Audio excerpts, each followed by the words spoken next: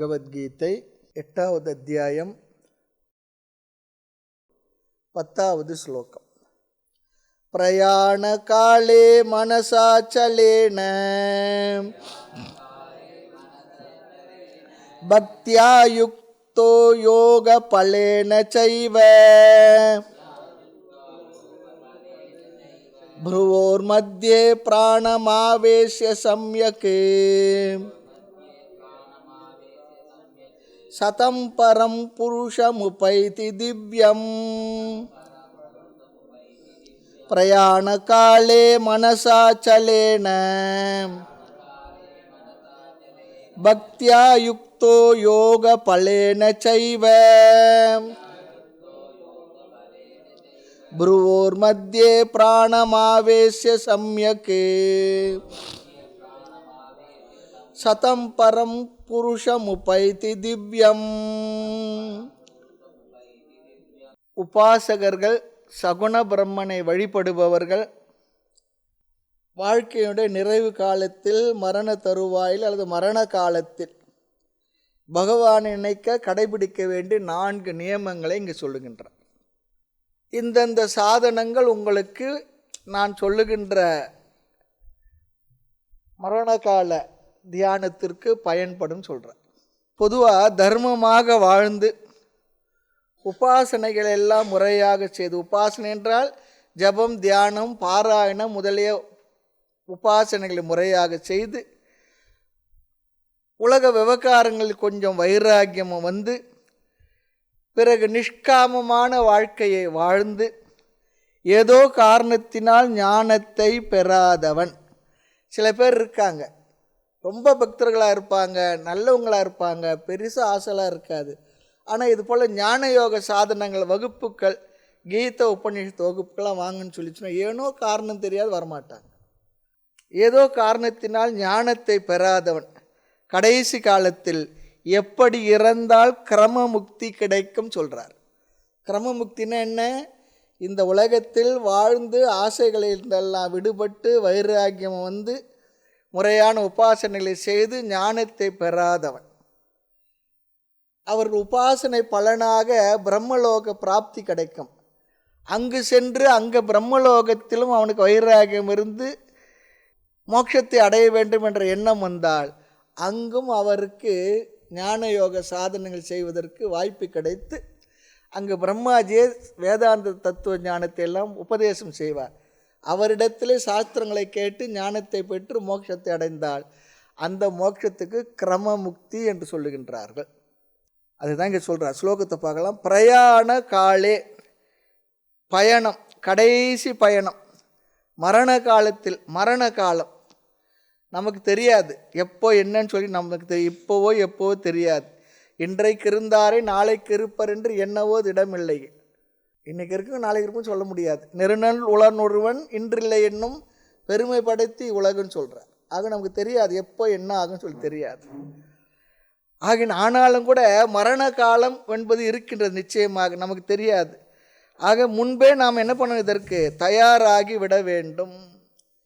வெளியூருக்கு சென்ற ஆள் எவ்வளோ ஏற்பாடுகளை செய்து பயணத்துக்கு ரெடி ஆகிறோம், அதுபோல் இந்த உலகத்தை விட்டு நாம் செல்லும் பொழுது அந்த செல்லுகின்ற அந்த பயணத்திற்கு நாம் தயாராகிக்கணுமா. அதுதான் நம்முடைய வாழ்க்கையினுடைய இறுதி பயணம். இதில் முதல் நியமத்தை சொல்கிறார் பாருங்க. மனசக ஸ்திர பாவம், மனசக ஸ்திரீ பாவம். மனசக சொல்லிச்சுன்னா மனதை, ஸ்திர பாவக உறுதி, மனதை உறுதியாக வைத்திருத்தல். இன்னொரு அர்த்தம், மனதில் விருப்பு வெறுப்பு இல்லாமல் குறைந்த விருப்பு வெறுப்புகளோடு மனதை வைத்திருத்தல், அல்லது விருப்பு வெறுப்புக்கு உட்படுத்தாமல் இருத்தல்.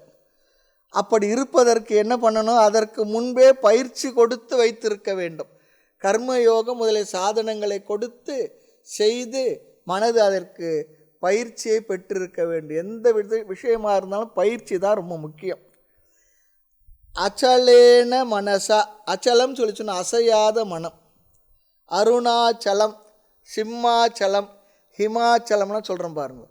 அப்படின்னு என்ன, மலை சொல்லி அர்த்தம். மலையானது அசையாதது, அதனால் மலை பேர் வந்தது.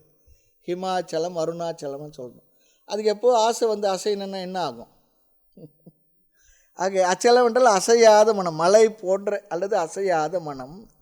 மனம் அந்த நேரம் சஞ்சலப்படக்கூடாது, சலனத்தை அடையக்கூடாது. சலம் என்றால் சலனம். அப்படி இருக்கணும், அசையாத மனது இருக்க வேண்டும் எப்பொழுது மரண காலத்தில். அப்படிலாம் எதுனா அசைஞ்சதுன்னா அப்போ தான் நம்ம படுற அவஸ்தை அதிகம். உடல் கொடுக்குற அவஸ்தையை விட மனசு படுற அவஸ்தை தான் அதிகம்னு சொல்கிறாங்க. ஆக இப்படி அசையாத மனதை நாம் பெற்றிருக்க வேண்டுமா எப்பொழுது இந்த உலகத்தில் வாழ்ந்து நிறைவு செய்து செல்லும் பொழுது. நிச்சயமாக எல்லோருமே என்ன ஆகின்றது, ஒரு காலத்தில் சென்றே ஆக வேண்டும். இதில் யாருக்கும் விதிவிலக்கு இல்லை. அவதாரம் எடுத்து வந்த பெருமக்களும் கூட என்ன ஆகின்றார்கள், ஒரு நாளைக்கு இந்த உடலை விட்டு போய்த்தான் ஆக வேண்டும். விட்டுவிடப் போகின்றது உயிர், இந்த உடலை சுட்டுவிடப் போகின்றார் சுற்றத்தார். இது உண்மை, இது உறுதி. இந்த எண்ணம் நம்ம மனதில் அடிக்கடி இருக்கணும். அப்படி இருந்ததுன்னா என்ன ஆகும், நமக்கு ஒரு அளவிற்கு இதிலிருந்து விடுபட்டு இருக்கிற மனநிலை வரும், தயாராகிடும் அதுக்கு. அடுத்து இரண்டாவது ஒரு நியமம் சொல்கிறார், பக்தியா யுக்தக, பக்தியுடன் கூடிய மனதுடன் இருக்க வேண்டும். யுக்தக என்றால் பொருந்தியவனாக, இறைவனிடத்திலே ஈஸ்வரனிடத்திலே சகுன பிரம்மத்திடம் பக்தி இருக்க வேண்டும் சொல்கிறார். அது யாருக்கு எந்த தெய்வத்தின் மீது விருப்பம் இருக்கின்றதோ அவரவர்கள் வழிபடுகின்ற இஷ்ட தெய்வ பக்தி உசந்தது தான். அந்த இறைவனிடத்திலே அசையாத பக்தி இருக்க வேண்டும். அசையாத மனம், பக்தியுடன் கூடிய மனம், பேரன்பு பூண்டிருக்க வேண்டும் சொல்கிறார். நம்முடைய அன்பு, பக்தி, விருப்பம் எல்லாம் பகவானிடம் இருக்க வேண்டும் சொல்கிறார். ஆசை உன்மீதல்லால் அருளறிய வேறும் ஒன்றில் பாசமைய நின் கருணை பாங்கால் பராபரமே சொல்கிறார். என்னுடையது எல்லாம் நின்னதென்று நின்னிடத்தே தந்தேன்னு சொல்கிறார். அப்படி இருக்கணுமா, அப்படி ஒரு மனதில் ஒரு உறுதி இருக்கணும், பக்தி இருக்கணும்னு சொல்கிறார். பொதுவாக நம்முடைய மனது எங்கு செல்லும், எங்கு இருக்குன்னு சொல்லி பார்த்தால், எதில் நமக்கு பிரியம் இருக்கின்றதோ அங்கு தான் மனசு இருக்கும். பிரியம் இல்லாத இடத்துல மனசு இருக்காது. ஆக நம்முடைய மனதும் முயற்சியின்றி அங்கு செல்ல வேண்டும், செல்லும். எதில் நமக்கு அன்பு இருக்கோ அந்த இடத்துல நாம் முயற்சி கூட செய்ய வேண்டாம், அந்த இடத்திற்கு அது சென்றுவிடும். இதெல்லாம் நம்ம நேற்று வகுப்பில் இதுவரையில் நாம் பார்த்து முடித்தோம். ஆக சஞ்சலம் இல்லாமல் மனம் இருக்கணும், மனதில் பக்தி என்ற உணர்வும் இருக்க வேண்டும். பகவான் மீது பக்தி இருந்தால்தான் மனம் சஞ்சலம் இல்லாமல் இருக்க முடியும். காரணம், என்றுமே நமக்கு வாழ்க்கையில் வரக்கூடிய எப்படிப்பட்ட ஏற்றத்தாழ்வுகளும் பகவான் என்கின்ற ஒருவரை கெட்டியாக பிடித்து கொண்டால் அந்த மனதுக்கு என்ன கிடைக்கும், ஒரு உறுதி கிடைக்கும். இறைவன் இருக்கிறார், பார்த்துக்கிறார். இறைவன் நிச்சயமாக அவர் நம்மை அழித்து காப்பார், அவர் தலைவர், அவர் நம்மை நிச்சயமாக காப்பாற்றுவார் என்ற எண்ணம் இருக்கும் பொழுது நம் மனதில் சலனத்துக்கு இடம் ரொம்ப ரொம்ப குறைவாக இருக்கும். இல்லைன்னா தான் சலனம் அதிகமாக இருக்கும். என்ன ஆகுமோ ஏது ஆகுமோ, அப்படி இருக்குமோ இப்படி இருக்கும். அப்படி சலனம் இல்லாத மனது, உறுதியான மனது இருக்கணுமா. இந்த தாய்மனர் 2 பாட்டு சொல்கிறார், அதுக்கு பார்க்க வேண்டிய விஷயந்தான். கந்துக மதக்கரியை விஷமாக நடத்தலாம், கரடி வெம்புலி வாயையும் கட்டலாம், ஒரு சிங்கம் முதுகின் மேல் கொள்ளலாம், கட்சவி எடுத்தாட்டலாம், வெண்தழில் மேல் ரதம் வைத்து 5 லோகத்தை வேதித்து விற்றுண்ணலாம், கனல் மேல் இருக்கலாம், ஜல மேல் நடக்கலாம், தண்ணிகளில் சித்தி பெறலாம். ஆனால் ஒன்று சொல்கிறா, சிந்தையை அடக்கியே சும்மா இருக்கின்ற திறமறிது. மனசு அமைதி பெற்றிருக்கக்கூடிய சக்தி இருக்க ரொம்ப கஷ்டம்னு சொல்கிறார். நீரில் நடக்கலாம், நெருப்பில் இருக்கலாம், சிங்கம் புலி வாயை கட்டலாம், என்ன ஒன்றா பண்ணலாம், வேறொரு சரீரத்திலும் புகுதலாம், பறக்காய பிரவேசன்றாங்க பாரு, அதில் கூட பண்ணிடலாம். ஆனால் மனசை அமைதிப்படுத்தி வச்சுட்டு சாதாரண விஷயம் இல்லைன்றார். இது அர்ஜுனனும் பகவான் இடத்த கேட்குறார், பகவானே இந்த மனது காற்றை போல கட்ட முடியாததாக இருக்கின்றது, என் மனசு தான் இப்படியா, எல்லார் மனசும் அப்படியான்னா. பகவான் ரொம்ப அழகாக சொல்லிட்டார், உன் மனசு மட்டும் இல்லை எல்லார் மனசும் அப்படி தான் சொல்லிட்டார். அப்பா ஒரு நிம்மதி வந்தது. ஏன்னா உன் மனசு தான் என்ன ரொம்ப கஷ்டமாக போயிடும். நம்ம வீட்டில் கரண்ட்டு போச்சுன்னா கொஞ்சம் வருத்தம் இருக்கும், எதிர் வீட்டை பார்த்தா கொஞ்சம் பரவாயில்ல, அவங்க வீட்டில் போயிடுச்சு. தெருவில் வந்து பார்த்தா தெரு முழுக்க கரண்ட் இல்லைன்னா நம்ம வீட்டில் கரண்ட் இல்லைன்றது வருத்தமே இருக்காது, தெரு முழுக்க கரண்ட்டு போயிடுச்சு, சரி பரவாயில்ல. அதுபோல் உன் மனசு மட்டும் இல்லை அர்ஜுனா, எல்லார் மனசும் எதே தான், ஏக்க இலக்கா ஒரு இலக்கா தான், எல்லாம் அப்படி தான் இருக்குது. அடுத்து இன்னொரு பாட்டு சொல்கிறார், ஆழாழி கரையின்றி நிற்க விளையோ கொடி ஆழம் அமுதாக விளையோ. அந்த பாட்டில் எல்லாம் பண்ணலாம், ஆனால் சிந்தையை அடக்கியே சும்மா இருக்கின்ற திறமறிது.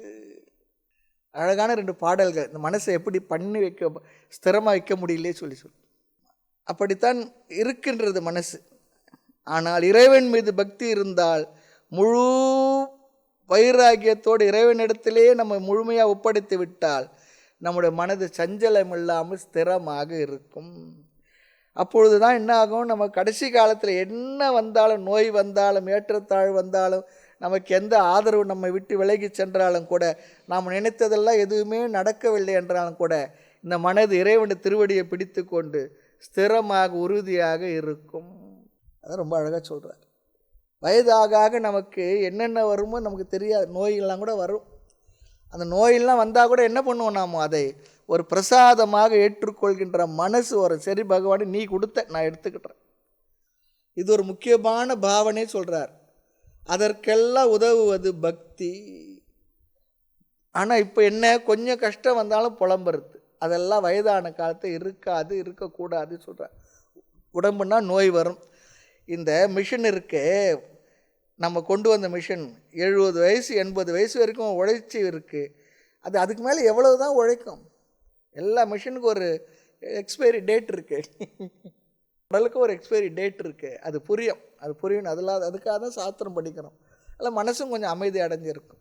சில பேருக்கு 70 வயசில் இருக்கலாம், சில பேருக்கு 80 வயசில் இருக்கலாம். எந்தெந்த வயதில் யார் யாருக்கு என்ன சொல்ல முடியாது. எல்லாத்துக்குமே காரணம் பிராரப்தம் தான். அடுத்து 3வது ஒரு நேமம் சொல்கிறார். யோக பலேனச்ச ஏவ, யோக பலத்துடன் கூடி இருக்க வேண்டும். சென்ற ஸ்லோகத்தை சொன்னார் அபியாச யோகன்னு சொன்னார். இங்கு இதற்கு அர்த்தம் என்னென்னா, பல காலம் முயற்சி செய்து பயிற்சி செய்த பலத்துடனும் சக்தியுடனும் கூடி இருக்கணும்னு சொல்கிறார். பல காலம் முயன்று நாம் செய்த முயற்சியின் விளைவாக மனதுக்கு கொடுத்த பயிற்சியின் பலனாக மனது என்ன பண்ணும்னா, அந்த பயிற்சியினுடைய பிரயோஜனத்துடன் கூடிய சக்தியுடன் கூடி இருக்க வேண்டும் சொல்கிறார். அந்த சக்தி மனசுக்கு இருக்கணுமா, அந்த சம்ஸ்கார சக்தியுடன் பலனுடனும் கூடி இருக்கணும். ஒரு விளக்க ஆசிரியர் சொல்கிறார், அப்ரமத்தக சன், கவனமாக இருக்கணும். கவனக்குறைவோடு இருக்கக்கூடாது. சாவதான் சொல்கிறார், அலர்ட்டாக இருக்கணும்னு சொல்கிறார். சிறு வயது முதல் நாம் அபியாசம் செய்து பின்னர் கடைசி காலத்தில் அதிலிருந்து வீழ்ந்து விடக்கூடாதுன்னு அதையும் சொல்கிறார். அதுதான் ரொம்ப முக்கியம்.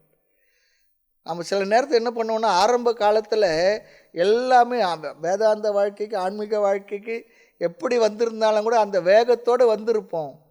அந்த வயதில் நிறைய ஜபம், தியானம், பயிற்சிகள் எல்லாம் நிறைய செய்திருப்போம். அந்த பலன் வயதான காலத்தில் சென்று விடக்கூடாது. நம்முடைய கவனக்குறைவினால் அலர்ட்டாருன்னு சொல்கிறார். கடைசி காலத்தில் அதிலிருந்து வீழ்ந்து விடக்கூடாது. நிறைய நேரம் அப்படி ஆகிடும். கடைசி காலத்தில் ஒரு கேர்லெஸ்னஸ் வந்துடும், இல்லைன்னா ஒரு டைல்யூட் ஆகிடும். அப்படி இருக்கக்கூடாதுன்ற அந்த பலனை அந்த வயதில் தான் அவர்கள் நிச்சயமாக மெயின்டைன் பண்ணணும், ரீட்டைன் பண்ணிக்கணும். ரொம்ப முக்கியமானது சொல்கிறார். ஆனால் என்ன ஆகும், வயதாக உடல் வலுவும் போய்விடும், மனதிலும் சக்தி போய்விடும். பிறகு ஆமாம் நம்ம என்ன தான் பண்ண, என்ன எல்லாரும் போல, அவ்வளோதான், ஒரு மாதிரி ஆகிடும். அப்படி ஆகக்கூடாதுன்னு சொல்கிறார். கடைசி காலத்தில் தான் மிக மிக கவனமாக இருக்கணும். ரொம்ப முக்கியம். சாமானியமான காலத்தில் கூட நம்ம கவனமாக இருப்போம், எல்லார் வாழ்க்கையில் இருக்கிறது தான். வயதான காலத்தில் நாம் அதை கவனம் இல்லாமல் விட்டு விடுவோம். அப்படி இருக்கக்கூடாதுன்னு சொல்கிறார். அதுக்கு ஒரு உதாரணம் சொல்லுவாங்க. கிராமங்களில் வீடு இருக்கும் அந்த காலத்துலலாம். வீட்டினுடைய வாசப்படிலாம் ரொம்ப சின்னதாக தான் இருக்கும். நம்ம என்ன நினைப்போம், போகும்பொழுது இடிச்சிக்கக்கூடாதுன்னு ரொம்ப தூரத்தில், ஒரு 50 அடி 60 அடி தூரத்துலேயே இடிச்சிக்காமல் அப்படி குனிஞ்சு போகணும்னு நினச்சிக்கிட்டே போவோம். கரெக்டாக அந்த இடத்துல போய் தான் இடிச்சிக்கும். ஆமாம், கரெக்டாக தப்பு பண்ணாங்க சொல்கிறது போல், கரெக்டாக அந்த இடத்துல தான். அது போல் வயதான காலத்தில் இந்த சாதனங்களுடைய பலத்தோடு சக்தியோடு இருக்கணும். அது கொஞ்சம் ஜாகிரதை அவசியம் சொல்கிறார். நிறைய நேரம் அப்படி நம்ம விட்டுடுவோம்.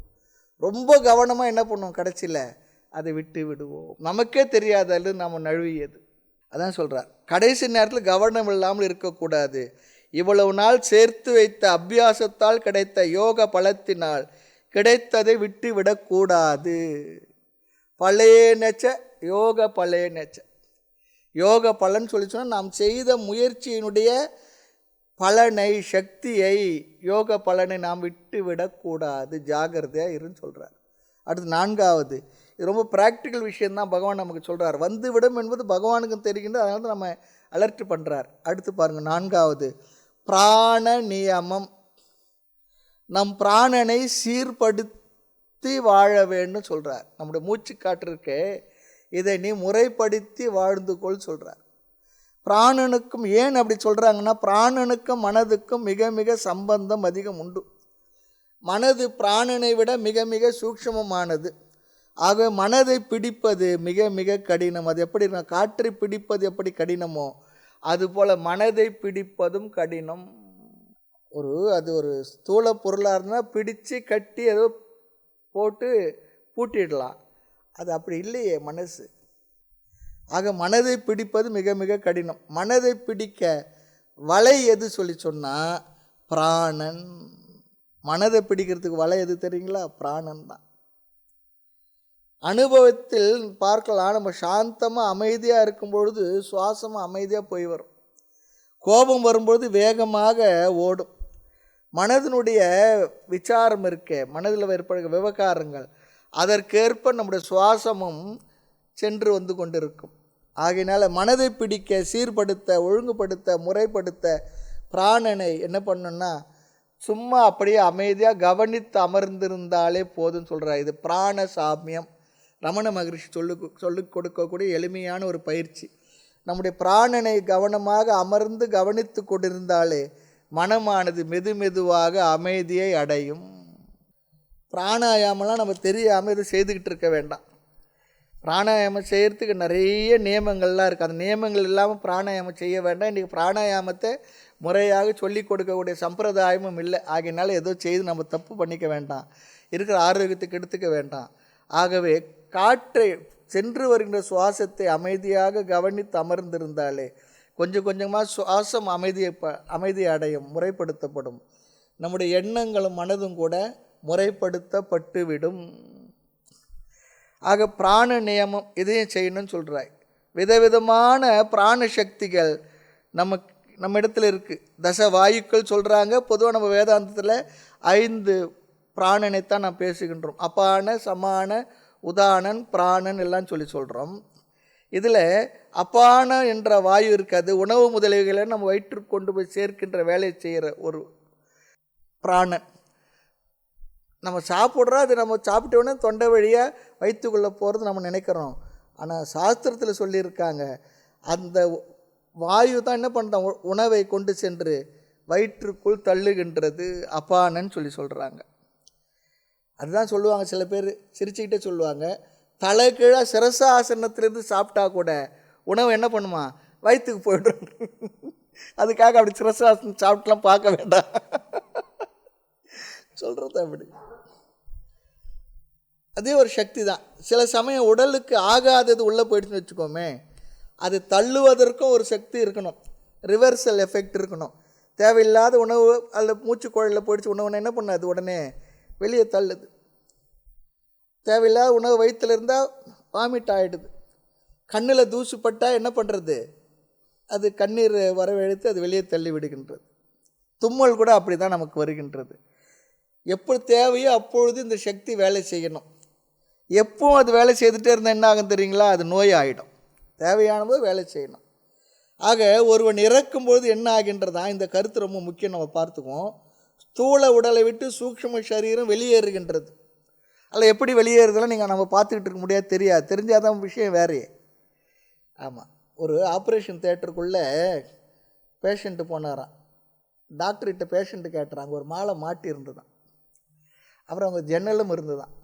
எதுக்கு டாக்டர் இந்த ஆப்ரேஷன் தேட்டருக்குள்ளே ஜன்னல் இருக்குன்னா, உயிர் அது வழியாக போனோம் இல்லையா, அதுக்காக வச்சுருக்கணும். அதுக்குள்ளே இவருக்கு உயிர் போயிடும். சரி, மாலை எதுக்கு வச்சுருக்குங்கண்ணா, ஆப்ரேஷன் சக்ஸஸ் ஆனால் அது எனக்கு, இல்லைன்னா அது உனக்குன்னுட்டார். அதுக்காக. ஆகவே இதெல்லாம் நம்ம இறக்கும் பொழுது ஸ்தூல உடலை விட்டு சூக்ஷ்ம சரீரம் வெளியேறுகின்றது. சூக்ஷ்மமான 5 ஞானேந்திரியம், 5 கர்மேந்திரியம், 5 பிராணன், மனம், புத்தி, சித்தம் என்று சொல்லக்கூடிய அகங்காரம் என்று சொல்லக்கூடிய 19 தத்துவங்கள் கொண்டது சூக்ஷ்ம சரீரம். அது இந்த ஸ்தூல உடலை விட்டு வெளியேறுகின்றது.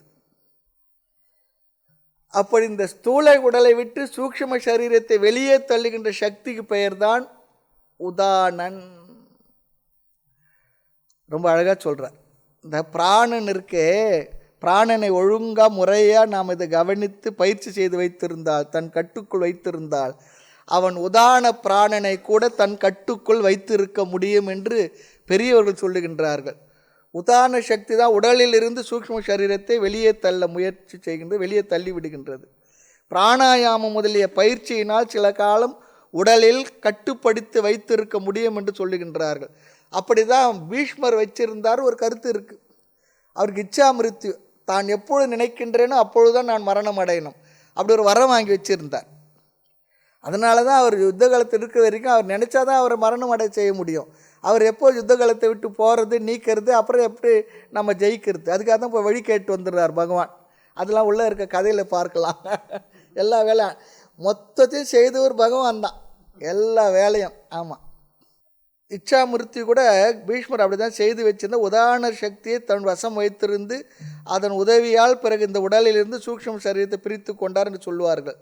இங்கு பகவான் என்ன சொல்கிறார், இந்த உதான பிராணனை பிடித்து அதன் வழியாக நாம் முறையாக வெளியேற வேண்டும் என்று சொல்லுகின்றார். இன்னொரு கருத்தும் இருக்கு இங்கு, ஆனால் இது சொல்பவர்களுக்கு கேட்பவர்களுக்கு அனுபவமாக இல்லை. இந்த அனுபவம் உள்ளவர்களால் சொல்லவும் முடியாது, கேட்கவும் முடியாது. இது யோக சாஸ்திரம் சொல்லுகின்ற கருத்து, ஆனால் பொய் இல்லை. உடலில் உள்ள 9 துவாரங்கள் வழியாகத்தான் சூக்ஷ்ம சரீரம் செல்ல வேண்டும் சொல்கிறாங்க. நவத்வாரே புரே தேகி. ஒவ்வொரு வழியாக ஜீவன் சென்றால் என்னென்ன பலன் என்று, எப்படிப்பட்ட கதி அடைவான் என்று சொல்லப்பட்டிருக்கின்றது. இங்கு சுஷும்னா நாடி வழியாக சென்றால் இந்த கதி என்றெல்லாம் சொல்லி இருக்கின்றது. இதெல்லாம் ஸ்தூலமானதா சூக்ஷ்மமானதா நரம்பு சம்பந்தப்பட்டதா அதெல்லாம் நமக்கு தெரியாது. ஆனால் சாஸ்திரம் சொல்லியிருக்கு, நம்ம தெரிஞ்சு வச்சுக்குவோம். இந்தந்த நாடி வழியாக உபாசகன் சூக்ஷ்ம சரீரத்தை எடுத்து செல்ல வேண்டும். அதைத்தான் பகவான் சொல்கிறார். கண்ணு வழியா காது வழியா அப்படிலாம் சிலதெல்லாம் சொல்கிறாங்க, நமக்கு தெரியாது. ஆக பிராணனை கட்டுக்குள் வைத்து உடலில் இருந்து ஜீவன் விரும்பியவாறு விரும்பிய பாதையில் வெளியேற்ற வேண்டும். இந்த இடத்துலாம் பதஞ்சலி யோக சூத்திர கருத்தை கொஞ்சம் பகவான் சொல்கிறார். இது நாமும் வேதாந்தத்தில் எப்படி எடுத்துக்கொண்டது, வேதாந்தம் தெரிந்து நமக்கு தெரியும். ஆக உதான பிராணனை கட்டுக்குள் வைத்து வெளியேற்ற வேண்டும். இறப்பது கூட பெரிய கலைன்னு சொல்கிறாங்க, ஆர்ட். ஆமாம், யாருக்கு இதெல்லாம் இவ்வளவு சொல்லி கடைசியாக ஒரே ஒரு பஞ்சு டைலாக்கோடு சொல்கிறார், ஞானத்தை அடையாதவர்களுக்கு இதெல்லாம் அவ்வளோதான். நாம் யார், நாம் ஞான யோகத்தை செய்யக்கூடியவர்கள். ஆகையால் நமக்கு இதெல்லாம் பற்றி கவலை இல்லை. ஞானத்தை அடைஞ்ச பிற்பாடு இதெல்லாம் தேவையில்லை. ஆகவே என்ன, கஷ்டமில்லாமல் ஞானத்தை அடைந்து விட வேண்டும். அடுத்து பாருங்கள், புருவோகோ, 2 புருவங்களுக்கு இடையில் மத்திய இடையில் பிராணம் ஆவேஷ்ய, உதான பிராணனை அழைத்து மத்தியில் நிறுத்த வேண்டும். அது ஓடுமா இருந்தாலும் இந்த புருவ மத்திக்கு இடையில் அந்த உதான பிராணனை நிறுத்த வேண்டும். மரண காலத்தில் கண்ணுக்கு மூக்கு அடியோ காதோர மத்தியமத்தில் உச்சிக்கு நிதம் ஒளிவிடு மந்திரம் பற்றுக்கு பற்றாய் பரமனிருந்தினும் சிற்றம்பலம் என்று தேர்ந்து கொண்டேன்னு சொல்லுவார். இந்த புருக மத்தியை பற்றி ரொம்ப அழகாக சொல்லுவார். கண்ணுக்கு மூக்கு காதோர மத்தியம், அந்த இடத்த லொக்கேஷனுக்காக சொல்கிறார் அவர். அவர் இந்த புருக மத்தியில் உதான பிராணனை அழைத்து மத்தியில் நிறுத்த வேண்டும். அது ஓடுமா. ஆவேச என்றால் வைத்து, சம்யக்கு நன்கு நிறுத்த வேண்டும். உதாரணத்திடத்தில் முழு கட்டுப்பாடு வேண்டும் சொல்கிறார். ஆனால் இன்னொன்று ஒன்று சொல்கிறார், இந்த உபாசகர்களுக்கு சிவவாக்கிய சித்தர் ஒருத்தர் சொல்கிறார், சிவாய் எனும் அக்ஷரம் சிவன் இருக்கும் அக்ஷரம், உபாயம் என்று ஓதுவோர்க்கு உண்மையான அக்ஷரம், கபாலமிட்ட வாயுவை கடந்து போகும் ஜீவனை உபாயமிட்டு அழைக்குமே சிவாய் 5 எழுத்துமே.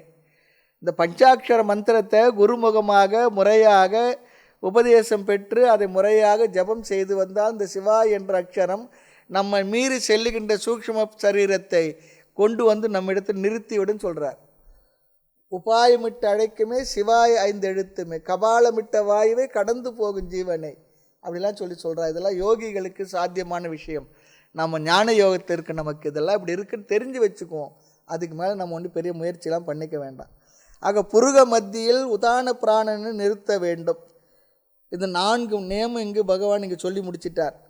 அடுத்து 12வது ஸ்லோகத்தில் சொல்லுவார் பிராணனை பற்றி. பிராணனை உச்சந்தலைக்கு கொண்டு சென்று அங்குதான் சுஷுப்னா நாடு செல்கின்றது, அது வழியாக வெளியேற்ற வேண்டும் என்ற ஒரு கருத்தையும் பகவான் இங்கு சொல்ல போகின்றார்.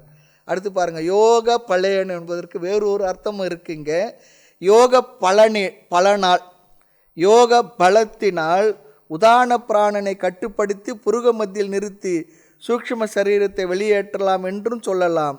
அல்லது இந்த 3 நியமங்கள் பகவான் கூறியதாகவும் எடுத்துக்கொள்ளலாம். 3 நியமங்கள் தான், 4வதாக ஒன்று இல்லைன்னு சொல்லி எடுத்துக்கலாம். சக அவன், அந்த சாதகன், தம் அந்த பரம் மேலான புருஷனை, புருஷன்னா என்ன, முன் ஸ்லோகத்தில் சொன்ன மேலான அந்த நிர்குண பிரம்மனை, மேலான பரம்பொருளை, திவ்யம் மேலான பிரம்மத்தை உபயத்தி அடைகின்றான். சுஷுப்னா நாடி வழியாக சென்றால்தான் பிரம்மலோகத்துக்கு போக முடியும் என்பது சாஸ்திர கருத்து. வேறு துவாரங்கள் வழியாக சூக்ஷ்ம சரீரம் சென்றால் அது வேறு உலகங்களுக்குத்தான் போகும் என்றும் சொல்லப்பட்டிருக்கின்றது. இதெல்லாம் நம்ம தகவலுக்காக தெரிஞ்சுக்குவோம். வேறெல்லாம் ரொம்ப போட்டு நம்ம ஏதோ செய்துக்க வேண்டாம். பகவான் சொல்லியிருக்கிறார் இந்த விஷயங்களை, அதை நாம் தெரிந்து கொள்வோம். எத் அக்ஷரம் வேதவிதோ வதந்தி விஷந்தி யத்யதயோ வீதராகாः யதிச்சந்தோ பிரம்மச்சர்யம் சரந்தி தத்தே பதம் சங்கிரஹேண பிரவக்ஷ்யே. 11வது ஸ்லோகம், அது சொல்லலை. 11வது ஸ்லோகம், யதக்ஷரம் வேதவிதோ வதந்தி விஷந்தி யத்யதயோ வீதராகாः யதிச்சந்தோ பிரம்மச்சர்யம் சரந்தி தத்தே பதம் சங்கிரஹேண பிரவக்ஷ்யே. மோட்ச பதத்தை நான் விளக்குகின்றேன் என்று பகவான் இங்கே பிரதிஜ்ஞை பண்ணுறார், உறுதிமொழி அளிக்கின்றார். மோட்ச பதத்தை பற்றிய விளக்கத்தை, மோட்சத்தினுடைய தன்மைகளை பற்றி நான் உனக்கு சொல்லப் போகின்றேன். மோட்ச பத ஸ்துதி இது. பின்னர் 20வது ஸ்லோகத்தில் 22வது ஸ்லோகம் வரை அதை மேலும் அந்த இடத்துல விளக்குவார், அங்கு பார்க்கலாம். இங்கு மோட்சம் பெறுவது தான் வாழ்க்கையுடைய லட்சியம் சொல்கிறார். ஒரு மனிதனுடைய வாழ்க்கையுடைய இறுதி லட்சியம் மோட்சத்தை பெறுவது தான். அப்படி மோட்சத்தை பெறாமல் நம்முடைய வாழ்க்கையை நாம் வீணடித்து விட்டால் நான் அந்த பிறவியை பெற்று மோசத்தை அடைந்து விட்டோம்னு சொல்லி அர்த்தம். மோட்சம் மோசம். ஆமாம். ஆக நாம் அடையும் சாத்தியத்தின் இறுதி, நாம் இந்த வாழ்க்கையில் நாம் அடைய வேண்டிய சாத்தியமாக எதை கோலாக வச்சிருந்தோமோ இறுதி லட்சியம் மோட்சமே. அதன் பெருமையை இங்கு பேசுகின்றார். இடையிடையே பகவான் ஏன் இதை சொல்கின்றார் சொல்லி சொன்னால், நாமும் கூட வாழ்க்கையில் ஏதோ ஒரு லட்சியத்தை எடுத்துக்கொண்டு வாழ்க்கையை நடத்துவோம். வாழ்க்கையினுடைய வேகத்தில், அந்த விவகாரத்தில் அந்த லட்சியத்தை நம்ம என்ன பண்ணுவோம், கோட்டை விட்டுடுவோம், மறந்துடுவோம், ஞாபகத்துக்கு வராது. அது ரொம்ப முக்கியம். கடைக்கு போவோம், ஏதோ வாங்கணும்னு சொல்லிட்டு கடைக்கு போயிட்டு என்ன, கடைக்கு போனபோது ஞாபகம் வரும், எதோ வாங்க வந்து தெரியல சொல்லி அப்படி ஆகிடும். சின்ன வயசில் அம்மா என்ன பண்ணோம், சிலதெல்லாம் சொல்லி போய் கடைக்கு வாங்கிட்டு வான்னு சொல்லுவாங்க. இந்த விரலில் ஒன்று ஒன்றா சொல்லிட்டு போவோம், கடுகு மிளகு சீரகம் ஏதோ. அங்கே போய் 2 மறந்துடுவோம், மறுபடியும் வந்து அம்மாவை கேட்டு வரும். அது போல் எழுதி வச்சுக்கிற பழக்கமும் இல்லை. அதுபோல் இந்த இடத்துல நம்ம லட்சியத்தை இடையிடையே நாம் மறந்து விடலாம், விட்டு விடலாம். அதுக்கு காரணம் நிறைய நம்ம வாழ்க்கையில் நடக்கக்கூடிய விவகாரங்கள் அதுக்கு காரணமாக இருக்கலாம். திடீர்னு ஏதோ வரும், பிறகு அதை விட்டுடுவோம். அப்படி இருக்கக்கூடாது. ஆகவே மோட்சம்தான் இறுதி லட்சியம் என்று உபனிஷத் வாக்கிய கருத்துக்களை கொண்டு இங்கு பகவான் இந்த கருத்துக்களை தன்னுடைய மொழியில் வார்த்தைகள் சொல்லுகின்றார். ரொம்ப முக்கியம். அதெல்லாம் வாழ்க்கையோட லட்சியம் எது என்பதை நாம் நிர்ணயம் பண்ணிக்கணும். நிர்ணயம் செய்து கொண்டு அந்த லட்சியத்தை நோக்கி நம்முடைய பயணம் இருக்க வேண்டும். இடையிடையே விட்டுறக்கூடாது. சில நேரத்தில் ஏதோ ஒரு விவேகம் வர, வைராக்கியம் வர, ரொம்ப தாழ்த்து அதிகமாக ஏதோ பண்ணுவோம். பிறகு என்ன ஆகிடும்னா கொஞ்சம் கொஞ்சமாக அது அப்படியே டைல்யூட் ஆகிடும். சாதாரண மனிதர்களை விட நாம் ரொம்ப சாதாரண மனிதர்களாக வாழ்க்கையை வாழ்ந்து கொண்டு இருப்போம். அப்படியும் ஆகிடும். பார்க்குறோமே, நிறைய பேர் பார்க்க சொல்லுவாங்க, முந்தெல்லாம் அப்படி இருப்பாருங்க, இப்போ பார்த்தா இப்படி ஆயிட்டாருங்க. சில பேர் சாதாரணமாக இருப்பாங்க, பார்த்தா சில பேர் ரொம்ப பல விஷயத்தை முன்னேறி இருப்பார்கள், ஆன்மீகத்திலும் சரி மற்ற விஷயங்கள். ஆக லட்சியம் எது என்று நாம் தேர்ந்தெடுத்து கொண்டோமோ அந்த லட்சிய பாதையிலிருந்து நாம் வீழ்ந்து விடக்கூடாது. குறிப்பாக இங்கு மோட்சம்தான் நம்முடைய லட்சியம், இலக்கு, குறி என்று நாம் முடிவு செய்து விட்டால் நம்முடைய பயணம் அதை நோக்கி இருக்க வேண்டும். வாழ்க்கையில் எந்த நிலையிலும் பாதை தவறிவிடக்கூடாது, ரொம்ப முக்கியம். என்னென்ன வகையில் நமக்கு வரும் அந்த பாதையிலிருந்து விலகி விடுவதற்கு அவைகள் இருந்தெல்லாம் நம்ம என்ன பண்ணணும்? யார் யார் எனக்கென்ன போதித்தும் என்ன என் அறிவினை மயக்க வசமோ அந்தர புஷ்பமும் காணலின் நீருமோர் அவசரத்து உபயோகமோ போதித்த நிலையையும் மயக்குதே அபயம் நான் புக்காருள் தோற்றிடாமல் பொய்யான உலகத்தை மெய்யா நிறுத்தி என் புந்திக்குள் இந்திரஜாலம் சாதிக்குதே இதனை வெல்லவும் உபாயம் நீ தந்தருளுது என்று புகழ்வாய்ன்னு சொல்லுவார். தாய்மலர் பாடல் தான். யாரோ என்னென்னு சொல்கிறாங்க, என்னென்ன வாழ்க்கையில் வாய்ப்புகள்லாம் கிடைக்கும், வேறு ஏதாவது சௌகரியங்கள் கிடைக்கும், சில கஷ்டங்கள் வரும். எது வந்தாலும் கூட நாம் இதிலிருந்து மாறிவிடக்கூடாது, நாம் மயக்கம் அடைந்து விடக்கூடாது சொல்கிறார். அதுதான் பகவான் நமக்கு ஞாபகப்படுத்துகிறார். ஸ்லோகத்தை பார்க்கலாம். எது அக்ஷரம் வேத விதோ வதந்தி. எது என்றால் எந்த ஒன்றை, எந்த ஒரு பதத்தை, உயர்ந்த லட்சியத்தை, வேத விதக வேதத்தை அறிந்தவர்கள், வதந்தி பேசுகின்றார்கள். வதந்தி நமக்கு தெரியும், வதந்தி பரப்புறான்றாங்க பாருங்கள், அது எப்படி தான் அந்த அர்த்தம் கொடுத்து தெரியல. இங்கே வதந்தி என்றால் பேசுகிறார்கள், பேசுகிறார்களோ. எந்த என்பது மோட்சத்தை குறிக்கின்ற சொல். இது மோட்சத்தினுடைய முதல் பெருமை. என்ன பெருமை? முழு வேதமே இந்த மோட்சம் என்ற லட்சியத்திற்காக எழுந்த நூல். அது நம்ம மனசில் இருக்கணும். முழு வேதமே, வேதத்தின் சாரமே மோட்சம்தான் நம்முடைய லட்சியம் என்பதை எடுத்து சொல்லி அதற்கான வழியை காட்டுகின்ற, காட்டி கொடுப்பதற்காக எழுந்த நூல்கள். வேதத்தை ரெண்டாக பிரிக்கிறோம். ஒன்று கர்மகாண்டம், இரண்டாவது ஞான காண்டம். கர்மகாண்டம் என்பது விதவிதமான பூஜைகள், உபாசனைகள், யஜ்ஞ யாகங்கள், நம்முடைய முயற்சியினால் அடைய முடியாத விஷயங்களை அடைவதற்கு இறைவனை நோக்கி நாம் செய்கின்ற முயற்சிகள், பூஜைகள், யஜ்ஞ யாகங்கள், அதெல்லாம் கர்மகாண்டம் என்று சொல்லப்படுகின்றது. அடுத்து இந்த கர்மகாண்டம் எதற்காக? ஞான யோகத்திற்காக, ஞான காண்டத்திற்காக, மோட்சம் என்ற ஒரு சாதனத்துக்காக. கர்மகாண்டத்தை முறையாக பின்பற்றினால் நமக்கு சித்த சுத்தி கிடைத்து ஞான யோகத்திற்கு நம்மை தயார்படுத்தும். ஆக கர்மகாண்டமே ஞான யோகத்திற்கு, ஞான காண்டத்துக்கு தயார்படுத்துறது தான். இப்போ +2 வரைக்கும் படிக்கிறேன்னு சொல்லி சொன்னால் அது எதுக்காக? அடுத்து கல்லூரியிலையோ வேறு ஏதோ என்ஜினியரிங்கோ வேறு ஏதோ அடுத்த படிப்புக்கு, மேற்படிப்புக்காக நம்ம தயார்படுத்துகின்ற படி அதெல்லாம். அதுபோல் கர்மகாண்டம் என்பது ஞான காண்டத்திற்கு நம்மை தயார்படுத்துவதற்காக. தாய்மலர் வார்த்தையில் சொல்லணும்னு சொல்லி சொன்னால், மூர்த்தி ஸ்தலம் தீர்த்தம் முறையாக தொடங்கினருக்கு ஒரு வார்த்தை சொல்ல சத்குருவும் வாய்க்குன்னு சொல்கிறார். இதெல்லாம் முறையாக செய்தோம்னா அடுத்து நம்ம எங்கே இருப்போம்? ஞான யோகத்தில், ஞான காண்ட பகுதியை நாம் பயிற்சி செய்து கொண்டிருப்போம். அப்படின்னா என்ன சொல்லணும்னு சொன்னால், பகவத்கீதை கிளாஸில் உபநிஷத் வகுப்பில் உட்காந்துட்டு இருப்போம்னு அர்த்தம். ஆக ஞான காண்டம் பரம்பொருளை பற்றி அறிவை கொடுத்து நம்முடைய லட்சியமான மோட்சத்தை அடைவிக்கும், அடைய வைத்துவிடும். ஆக முழு வேதமே மோட்சத்தை அடைவதற்காகவே, அதற்காக வைக்கப்பட்டுள்ள நூல். இதை அறியாத சிலர் கர்மகாண்டமே பின்பற்றி அதிலேயே இருந்து விடுகின்றார்கள், அதற்கு மேலே வர்றதில்லை. ஆமாம், அவர்களெல்லாம் யார் சொல்லி சொன்னால், வேதத்தை முழுமையாக அறியாதவர்கள், அதன் இறுதி சாத்தியத்தை, லட்சியத்தை, அதனுடைய கருத்தை உணராதவர்கள், அது சொன்ன உண்மையை உணராதவர்கள், அல்லது சப்த கிரகணம் மட்டுமே செய்தவர்கள், அர்த்த கிரகணம் செய்யாதவர்கள், வெறும் பாராயணமாக செய்து இருந்தவர்கள், அவருடைய அர்த்தத்தை புரிந்து கொள்ளாதவர்கள், சொல்லிய பாட்டின் பொருள் உணராமலே சொல்லி கொண்டிருப்பவர்கள். பொருள் உணராமல் சொன்னால் புண்ணியம், பொருள் உணர்ந்து சொன்னால் மோட்சம். ஞானத்தை பெற்று மோட்சத்தை அடைந்து. நல்ல அழகாக தான் வச்சார். சொல்லிய பாட்டின் பொருள் உணர்ந்து சொல்லுவர் அவர்தான் என்ன? செல்வர் சிவபுரத்துள் உள்ளார் சிவனடிக்கு பல்லோரும் ஏத்த பணிந்து. அழகாக சொல்லிட்டார். அற்புதமான வார்த்தை இதெல்லாம். வேத சாரமான வார்த்தைகள் தான் பெரியவங்க எங்கே வச்சுருக்கிறாங்க. இதெல்லாம் படிக்கும்போது நம்ம ஞாபகம் வரணும். ஆக முழு வேதத்தை அறிந்தவர்கள் மோட்சத்தை லட்சியமாக பேசுகின்றார்கள். அதுதான் சொல்ற எந்த இந்த மோட்சம் என்னும் லட்சியத்தை எத்தக என்றால் முயற்சி செய்பவர்கள், எத்தி என்றாலும் முயற்சி செய்பவன், அல்லது இங்கு எத்தி என்றால் சந்நியாசி என்றும் ஒரு பொருள் இருக்கின்றது. விஷந்தி அடைகிறார்களோ இவர்கள் யார்? வீதராகாக. ராகம் என்றால் பற்று, வீதம் சொல்லி சொன்னால் விட்டவர்கள், பற்றை விட்டவர்கள். எதில்?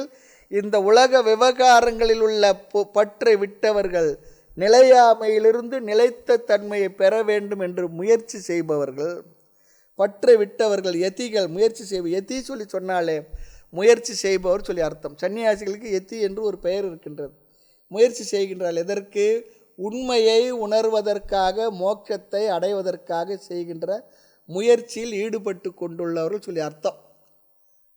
அதுக்காக சந்நியாசம் என்பது அதற்காக எடுத்துக்கிறதா, ஏதோ காவி வாங்கி கட்டிக்கிறது சந்நியாசம் அப்படிலாம் இல்லை. பொதுவாக காவி வாங்கி கட்டிக்கிறது சன்னியாசம் என்பதெல்லாம் முறையாக குருவிடத்தில் இருந்து அவர் அதெல்லாம் பார்த்து பிறகு அவர் ஒரு முறைப்படி நமக்கு கொடுப்பது. ஆனால் ஆன்மீகத்தில் என்ன இருக்குன்னா, ஆன்மீகத்துக்கு வந்தோம்னா காவி கட்டுறதுன்ற ஒரு விஷயமா இருக்குது. அது இந்த தேசத்தில் இருக்க ஒரு விஷயந்தான், அது தவறு என்று சொல்வதற்குள்ள. ஆனால் அதுக்கெல்லாம் ஒரு நியமங்கள்லாம் வச்சுருக்காங்க பெரியவங்க. ஆக இங்கு ஞான யோகத்திற்கு வந்தவர்கள், முயற்சி செய்பவர்கள், இந்த எத்திகள் சன்னியாசிகள் என்ன பண்ணுறாங்க? பற்றை விட்டவர்கள் எந்த ஒன்றை அடைகின்றார்களோ பகவான் மேலும் சொல்லுகின்றார், தியாகத்தின் பலனாக எது சொல்லப்பட்டதோ அது பற்று விட்டவர்களால் அடையப்படுகின்ற தத்துவம், அதுவே அர்ஜுனனுக்கு இங்கு சொல்லப்படுகின்றது. இது சாதாரண தத்துவம் இல்லை, பற்று விட்டவர்களால் முயற்சி செய்பவர்களால் அடையப்படுகின்ற மேலான தத்துவம் இது. எது என்றால் எந்த ஒன்றை, மோட்சத்தை இச்சந்த விரும்பியவர்களாக, பிரம்மச்சரியம் சரந்தி, பிரம்மச்சரிய விரதத்தை சரந்த ஆச்சரந்தி பின்பற்றுகிறார்களோ. இங்கு ஆச்சாரியர் ஆதிசங்கர் பிரம்மச்சரியம் சொல்லி சொன்ன ஒரு அழகான ஒரு விளக்கம் சொல்கிறார். குருகுலத்தில் செய்ய வேண்டியதை செய்பவன் சொல்லி அர்த்தமா. பிரம்மச்சரியம் சொல்லி சொன்னால் அந்த வார்த்தைக்கு அர்த்தம் குருகுலத்தில் செய்ய வேண்டியதை செய்வது. பிரம்மச்சாரின்னா அதை செய்பவன். குருகுலத்தில் என்ன பண்ணோம்? குருவிடத்தில் பணிவிடை செய்து பாடம் படித்து வருபவன். அங்கு அவன் செய்ய வேண்டிய அவன் செய்ய வேண்டிய விரதத்துக்கு, நியமத்துக்கு பெயர்தான் பிரம்மச்சரிய விரதம் என்று பெயர்.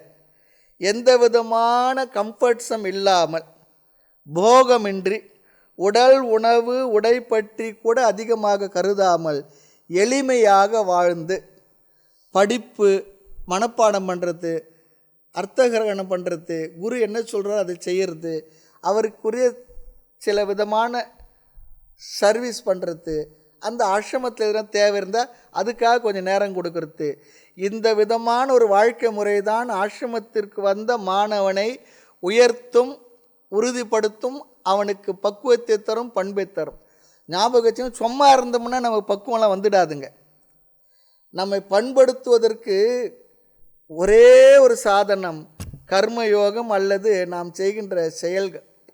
அது நம்மை தூய்மைப்படுத்துவது. ஞானம் நம்மை தூய்மைப்படுத்தினாலும் கூட கர்மயோகம்தான் நம்மை பண்படுத்தும், பக்குவப்படுத்தும்.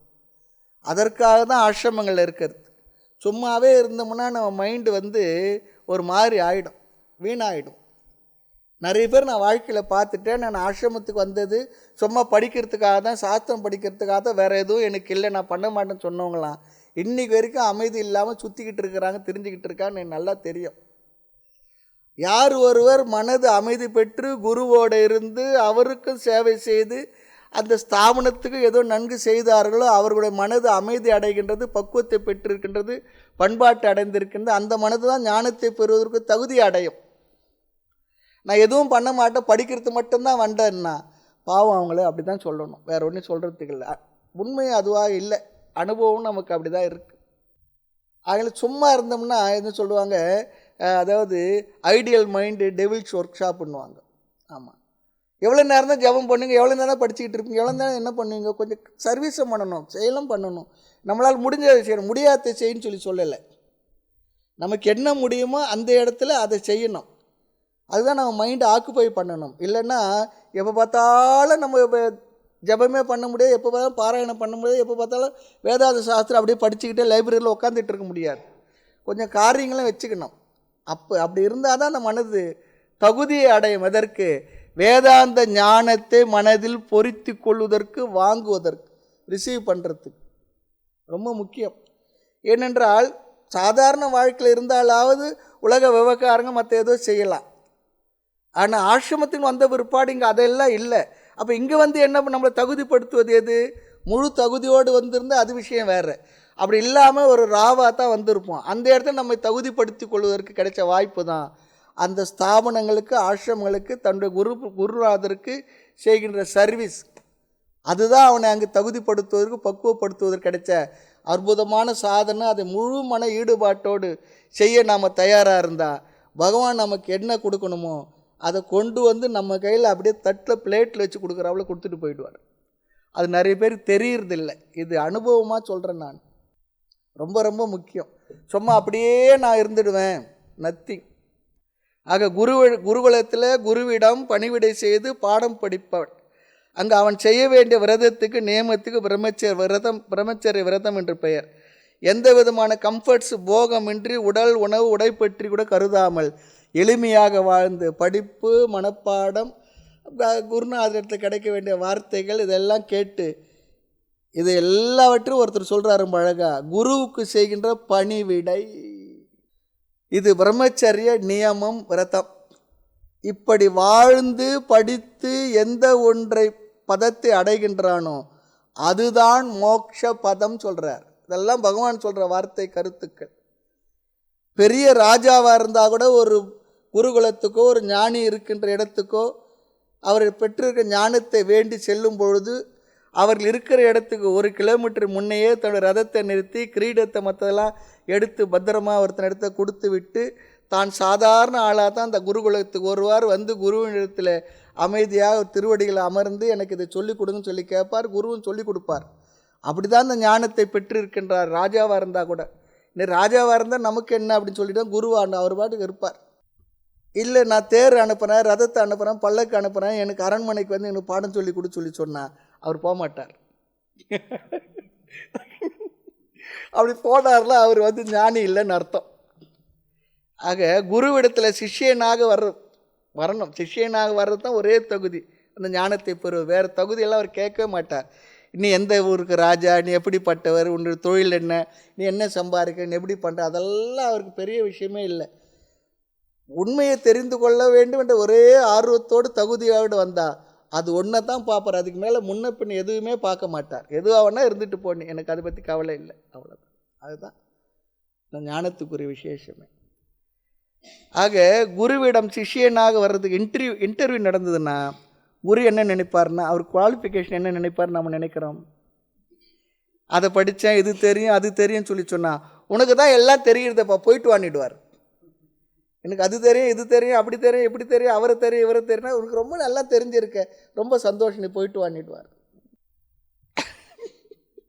அது எதுக்காக கேட்குறாரு, அவர் எப்படி சொல்கிறார் அவர் தெரிஞ்சுக்கிறதுக்காக குரு கேட்டு தெரிஞ்சு வச்சுக்குவார். இல்லை குரு இடத்துல தனக்கு தெரிஞ்சது அவர் இடத்துல கன்ஃபார்ம் பண்ணிக்கணும்னு சொல்லி கேட்டாலும் அதையும் அவர் தெரிஞ்சுக்குவார். சரிப்பா நீ போயிட்டு வா, உனக்கு எல்லாம் தெரிஞ்சிருக்கு, நீ போயிட்டு வான்னு சொல்லிவிடுவார். சில பேர் வந்து கேட்பாங்க, அவருக்கு என்ன தெரியும்னு இவர் தெரிஞ்சுக்கணும்னு நினச்சி கேட்பார். அதுபோல் நிறைய பேர் வருவாங்க, நம்ம குருமார்கள் கூட இருக்கும்போதெல்லாம் அதெல்லாம் நம்ம பார்த்துருக்குறோம். இத்தனை பேர் வந்து அவங்கள டெஸ்ட் பண்ணுறாப்போல வருவாங்க. அது அவசியமே இல்லாத ஒன்று. உனக்கு தான் எல்லாம் தெரிஞ்சிருக்க, போயிட்டு வான்னு சொல்லிவிடுவார். நாரத மகரிஷி சாந்தோக்கிய உபநிஷத்தில் சனத்குமார் இடத்துல கேட்குறார், எனக்கு பூத வித்யா, அந்த வித்யா, இந்த வித்யா, நட்சத்திர வித்யா எல்லாம் தெரியும். ஒரு 64 65 வித்யாவை ஒரு பெரிய ஒரு பேராகிராஃப் மந்திரம் சொல்வார். ஆனாலும் கூட என்னுடைய மனது இன்னும் அமைதியை அடையவில்லை. என்னுடைய மனது அமைதியை அடைவதற்காக இருக்கக்கூடிய ஒரு ஞானத்தை நீங்கள் எனக்கு வழங்க வேணும்னு கேட்குறார். ரொம்ப அற்புதமான இடம் அது. அந்த வித்தியை சொல்லும்பொழுது இத்தனை வித்தியைகள் இருந்து தான் நம்ம தெரிஞ்சுக்க வேண்டியதாக இருக்கும். அவ்வளோ விஷயத்தையும் சொல்லி ஆனாலும் கூட என்னுடைய மனம் அமைதி அடையவில்லை, எனக்கு அமைதி அடையக்கூடிய ஞானத்தை எனக்கு கொடுத்து அருளுங்கள் அப்படி சொல்லி கேட்குறார். அப்போது சிஷ்யனாக இருக்கிறதுக்கு என்ன தகுதி சொல்லி சொன்னால், எதுவுமே தெரியக்கூடாது, அதுதான் தகுதி. எனக்கு தெரியவில்லை என்பது தெரிந்து இருக்கணும். அந்த கண்டுபிடிப்பை உடையவன் தான் உண்மையான சிஷ்யன். அவர் தான் பிரம்மச்சாரி, உண்மையான பிரம்மச்சாரி. பிற்பாடு குருகுலத்திற்கு வந்த பிற்பாடு கொஞ்சம் ஆசையெல்லாம் இருக்கத்தான் இருக்கும். மனதில் ரொம்ப தூய்மை, முழுமையான தூய்மை இருக்காது. மன தூய்மை வருவதற்கு செயல்களை செய்யணும். அது குருவுக்கு ஆசிரமத்திற்கு செய்யும் சேவை மூலமாக அவன் மன தூய்மையை பெறுவான். எந்த ஒரு அறிவையும் அடைவதற்கு மனம் கொஞ்சம் தகுதி உடையதாக ஆகியிருக்க வேண்டும். சுறுசுறுப்பாகவும் இருக்கணும், தூய்மையாக இருக்கணும், சூக்ஷமமாகவும் இருக்கணும். ஏன்னா சொல்லக்கூடிய இந்த விஷயம் சூக்ஷமமானது. சுட்டி காட்ட ஒன்னா பாஷூன்யம் தன்னை சூக்ஷ மதியால் அறிந்து தோஷம் வரவே எட்டி பிடித்தோம் என்ற ஆனந்த பாம்பை எடுத்து விரித்து நின்ற ஆடு பாம்பை சொல்கிறது போல விஷயம் சூக்ஷமமானது.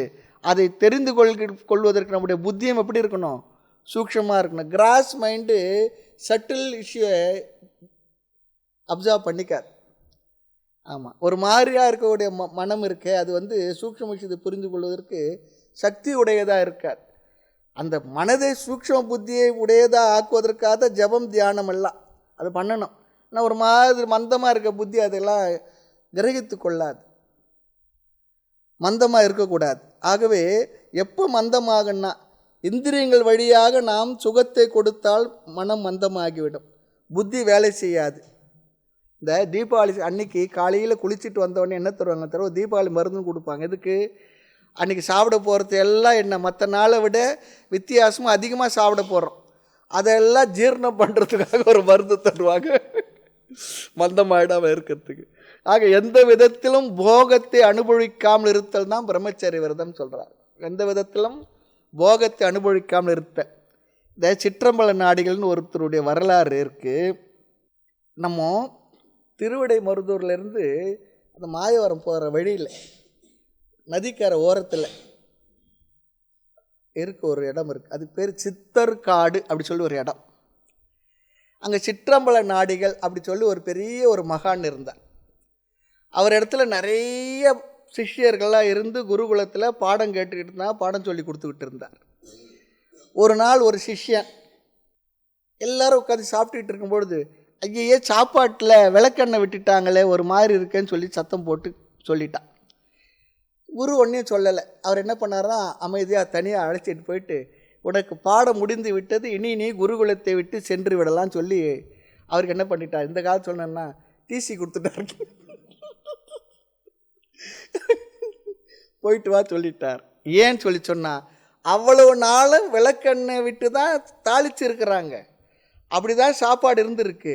அவருக்கு அன்னைக்கு ருசி தெரிஞ்ச உடனே எப்பொழுது ருசி தெரிய ஆரம்பிக்கிறதோ அன்னிலிருந்து உனக்கு என்ன இந்த பாடம் போதும் முடிந்து விட்டது, நீ சென்றுவான்னு சொல்லி அனுப்பி விட்ருவாங்க. அப்புறம் சென்று அவர் பெரிய சித்தர், அவர் சிற்றம்பல நாடிகள். அப்புறம் அவர் ஒரு சமாதி அடைய போகிறது முன்னமே தெரிஞ்சு நிறைய சிஷ்யர்களை வராங்க. வெளியே சென்ற சிஷ்யன் ரொம்ப அழறான், விழுந்து என்னென்னவோ பண்ணுறான். இல்லை நீ சென்று வா, கொஞ்ச காலத்து வெளியே போயிட்டு வாப்பா, இனி நீ இங்கே இருக்க வேணாம் அனுப்பி விட்டுட்டார். அவர் வருவதற்குள்ளே இவருக்கெல்லாம் மகா சமாதி அடைந்து. அதில் ஒரு பெரிய விசேஷம்னா குருவானவர் என்று சமாதி அடைஞ்சாரோ அதே தினத்தில் அங்கேருந்து சிஷ்யர்கள் அத்தனை பேர் அடைஞ்சாருங்க. அவர் வரலாறுல சொல்லியிருக்கு. இன்றைக்கி கூட இருக்குது, அத்தனை பேர் வரிச்சாங்க அந்த இடத்துல சமாதி இருக்குது, நீங்கள் போய் பார்த்தா பார்க்கலாம், சிற்றம்பல நாடிகள். அப்புறம் ஓடி வர சிஷ்யன் ஓடி வரத்துல அந்த சமாதி சம்ஸ்காரம்லாம் முடிஞ்சிடுது. வந்து ஓன்னு அழறான், என்னை ஏன் நீங்கள் அப்படி அனுப்பி வச்சிங்க தெரியல, நான் சிறு தவறு செய்திருந்தாலும் அனுப்பிட்டீங்க, இப்போ எல்லாரோட நீங்கள் இப்படி ஆகியிருக்கீங்க, நான் ஒருத்த மட்டும் இப்படி வீணாக இருந்துக்கிட்டு இருக்கேன், எனக்கு அந்த உங்களோடு அந்த எல்லாரும் அடைஞ்ச நிலையை அடையிறது எனக்கு அனுமதி இல்லையா, அனுகிரகம் இல்லையா அழும்பொழுது, அது இது வரலாறில் இருக்குங்க, நான் சொல்கிறேன், நீங்கள் பார்த்தீங்களாலாம் கேட்கக்கூடாது. அவரை மட்டும் சமாதி செய்த இடத்துலேருந்து அவர் அப்படியே மேலே வந்து தான் சிஷ்யனை மடியில் அமர வைத்து மறுபடியும் அந்த பூமிக்குள்ளே சமாதிக்குள்ளே போனார்னு சொல்லி ஒரு வரலாறில் இருக்குது. அப்படிலாம் இந்த தேசம் பெரிய மகான்கள், சித்தர்கள், ஞானிகள்லாம் வாழ்ந்த தேசம்தான் இது, வாழ்ந்த தேசம்தான். எதுக்கு சொல்கிறேன்னு சொல்லி சொன்னால், கொஞ்சம் டேஸ்ட் தெரிய ஆரம்பித்தாலும் சரி போயிட்டு வான்னு அனுப்புகிற அளவுக்கு அவர்கள் அந்த ஸ்திரமாக இருந்தாங்க. அந்த அளவுக்கு அவர்கள் சூக்ஷ்மமாக அந்த விஷயத்திலே கவனமாக இருந்திருக்கான்னு சொல்லி தெரியுது. அப்படிலாம் பார்த்தா இன்றைக்கி யாருமே தேர்றது கஷ்டம்தான். ஆக எந்த ஆசிரமத்தில் நமக்கு வேண்டிய உணவு கிடைக்காது, காஃபி கிடைக்காது. நிறைய பேர் காஃபி சரியாக கிடைக்கலன்றது ஆசிரமத்துட்டு போனாலாம் இருக்குது. தபோவனத்தில் மால்ட்டு தான் இன்றைக்கி வரைக்கும் கூட இல்லையா, காஃபி டீலாம் கிடைக்காது. எப்படியோ சிலதுனா காம்ப்ரமைஸ் பண்ணிக்கிடுறன்றது வேறு. ஆமாம், ஆக எந்த ஒன்றை அடைய வேண்டி இந்த தியாகத்தை எல்லாம் செய்தார்கள். இங்கே கூட நம்ம ஆசிரமத்தில் 98 வரையில் காப்பி கிடையாது, மால்ட்டு தான் இருந்தது. கஞ்சி தான் டெய்லி காலையில். டிஃபன் எல்லாம் அப்புறம் பிற்பாடு வந்தது தான்.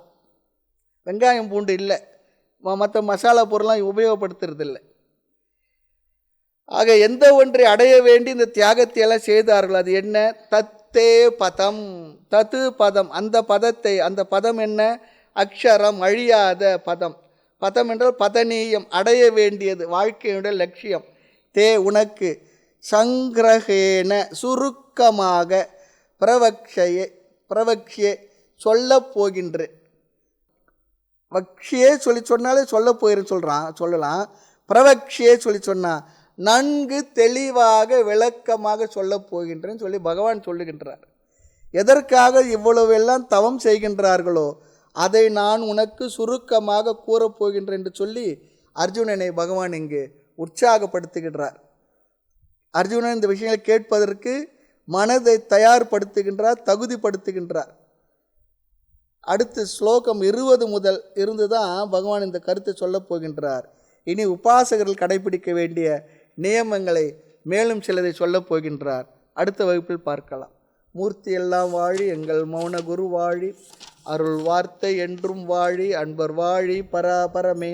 ஓம் பூர்ணமத பூர்ணமிதம் பூர்ணாத் பூர்ணமுதச்யதே பூர்ணஸ்ய பூர்ணமாதாய பூர்ணமேவாவசிஷ்யதே.